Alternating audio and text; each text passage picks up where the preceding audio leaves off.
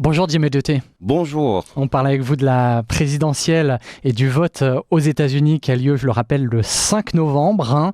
D'abord, Jimmy, est-ce que vous pouvez dresser un petit portrait pour nos auditeurs? Qui est Kamala Harris? Alors, Kamala Harris, c'est déjà notre vice-présidente. Donc ça, c'est génial. La première femme, surtout une femme de couleur qui arrive à ce poste, c'est hyper important pour tous les Américains, surtout pour les jeunes filles qui veulent croire qu'elles peuvent devenir présidente.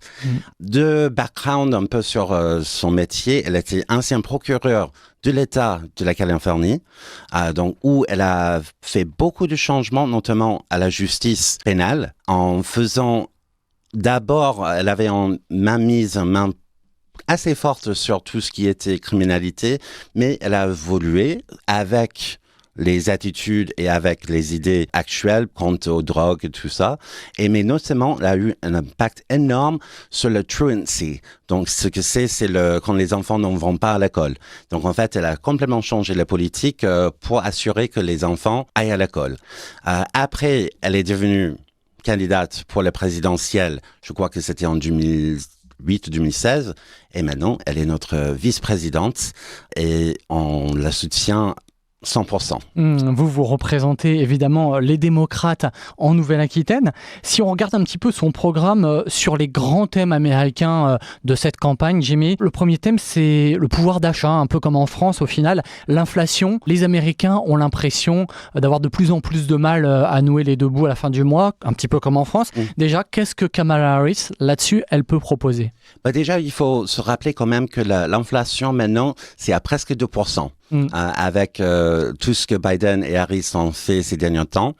Effectivement, ça prend du temps pour ressentir ses effets. Et Harris, ce qu'elle veut faire, c'est de continuer dans un peu ses politiques économiques, surtout à soutenir les jeunes familles à acheter les maisons, avec de nouveaux emplois, surtout avec les PME, parce qu'elle veut créer des crédits pour les premiers acheteurs des maisons. Elles veulent aider avec des prêts à taux presque zéro pour les PME qui veulent créer des nouvelles entreprises, parce que c'est ça ce qui fait fonctionner l'économie américaine. C'est pas les grandes multinationales, c'est les PME. Et donc c'est vraiment, elle va continuer à faire ça avec de nouvelles boîtes pour le côté manufacturier, parce que avec le Inflation Reduction Act passé par Biden, on a vu l'économie s'exploser. Jamie, autre grand thème qui nous intéresse nous aussi en France, l'IVG, c'est un gros morceau aux États-Unis puisqu'il y a eu, il y a quelque temps, des États qui ont quasiment interdit ou presque interdit l'interruption volontaire de grossesse aux États-Unis. Qu'est-ce que Kamala Harris, elle propose là-dessus? Est-ce qu'elle propose de faire marche arrière par rapport à ce que la Cour suprême et l'ancien président Donald Trump a mis en place? Je crois que c'est le sujet vraiment qui est hyper important pour beaucoup, non seulement les femmes, mais aussi les hommes aussi. Parce qu'encore une fois, c'est un peu le paradoxe de la réalité actuelle. Maintenant, c'est les démocrates qui sont le parti de la liberté. La liberté de choix, la liberté de faire ce que vous voulez faire avec votre propre corps et surtout avec votre famille. Parce que il faut rappeler, c'est pas juste une question de IVG, mais aussi avec l'assistance quand créer des propres familles. Parce que là aussi, avec Trump et avec les politiques menées par les républicains, c'est pas juste une fait de arrêter le IVG pour toutes les femmes, mais aussi leur empêcher d'utiliser les moyens de contraception. De contraception et aussi d'avoir leurs propres enfants. Et ce que Harris, elle veut faire, c'est carrément, avec le Congrès qui sera, soit en espérant, démocrate aussi, passer une loi nationale qui garantit la protection de la santé de tous. C'est pas très américain, ça, une loi nationale là-dessus, les États vont pas être d'accord forcément. Alors, dans les sondages et dans toutes les élections spéciales où il y a eu cette question, même dans les États aussi rouges que le Kansas a fait un référendum sur si le droit de IVG devrait être abrogé ou continué. Et même dans les États comme Kansas, IVG a gagné. Jamie, autre sujet très important de la campagne présidentielle, c'est l'immigration. Il y a environ, je crois, plus de 10 millions de personnes qui sont non régularisées aux États-Unis. Et on sait que Donald Trump a voulu construire un mur, qu'il est farouchement opposé à l'immigration, notamment de l'Amérique latine. Qu'est-ce que Kamala Harris, elle propose là-dessus? Est-ce que c'est à rebours de Donald Trump, c'est-à-dire tout le monde peut rentrer aux États-Unis, ou c'est plus compliqué que ça? Comme tout, c'est beaucoup plus compliqué comme ça, mais il ne faut pas oublier non plus que pour les républicains, ils ne veulent pas que ce problème soit résolu. Parce que pour eux, c'est carrément leur cheval de bataille. Parce qu'ils peuvent toujours dire que non, c'est l'immigration, que même quand, en février de cette année, quand Biden était prêt à tout donner pour avoir un peu de soutien pour essayer de régulariser cette question sur l'immigration, Trump leur a dit de ne pas le soutenir parce qu'il savait très bien que ce serait considéré comme un point gagnant pour Biden. Donc pour eux, ils ne sont pas sérieux, pas vraiment. Ce que Harris veut faire, c'est carrément redonner des fonds pour bien défendre les frontières, notamment vers le sud, mais aussi pour soutenir ceux qui veulent venir de manière légale. Parce qu'il ne faut pas oublier, les États-Unis, c'est un pays d'immigrés. On est là. Moi, je suis un immigré en France. Donc, on ne peut pas nier l'importance de l'immigration. Donc, c'est juste une question de le bien financer pour qu'on puisse vraiment aider ceux qui veulent venir.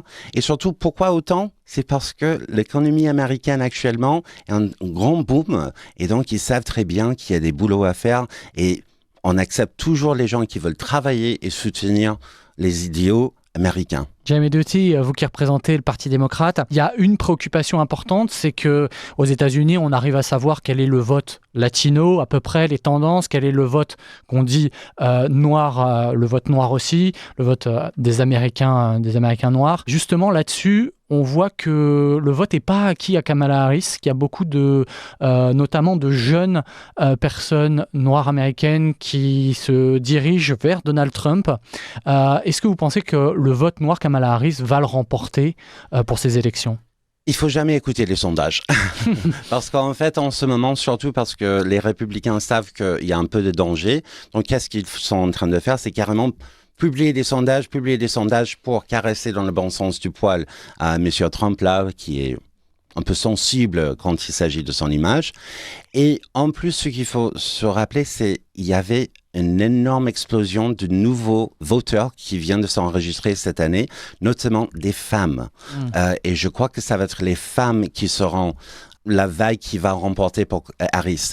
Et parfois, je crois qu'on a reçu des mails qui se posent « Alors vraiment, le vote, c'est secret » parce que je crois qu'il y a pas mal de femmes qui ont peur de dire à leur famille qu'ils veulent voter pour Harris parce que, effectivement, les femmes et les personnes savent qui est vraiment en enjeu là. Et je ne sais pas si vous avez vu, mais c'était la semaine dernière que Obama, lui aussi, il a parlé directement à la communauté noire en disant que les gars, mais arrêtez, il faut voter, il faut soutenir une femme de notre communauté. Jamie, dernière question. Est-ce que vous pouvez donner la grande différence pour vous entre Kamala Harris et Donald Trump sur la forme aussi, pas que sur les programmes? Dans cette campagne, ça a été quoi? Pourquoi, selon vous, Kamala Harris peut remporter l'élection? Je crois que c'est quelqu'un qui est honnête. Elle arrive à déjà faire une phrase complète. Par rapport à Donald Trump? Par rapport à Donald Trump. Quand elle parle, on sait de quoi elle parle. Elle est claire, elle est logique. Et il faut pas nier non plus qu'il y a quand même la démocratie américaine qui est en jeu. Trump, avant-hier, son ancien général a clairement dit qu'il soutient les hommes autoritaires et il y avait un certain dictateur bien connu qui l'aimait bien. Donc, il a parlé d'Hitler. Voilà, il a bien parlé d'Hitler en disant que il voulait des militaires comme Hitler. Donc, pourquoi soutenir Harris? C'est parce que c'est quelqu'un qui va défendre la démocratie américaine et je crois qu'elle va donner une nouvelle inspiration pour le peuple américain.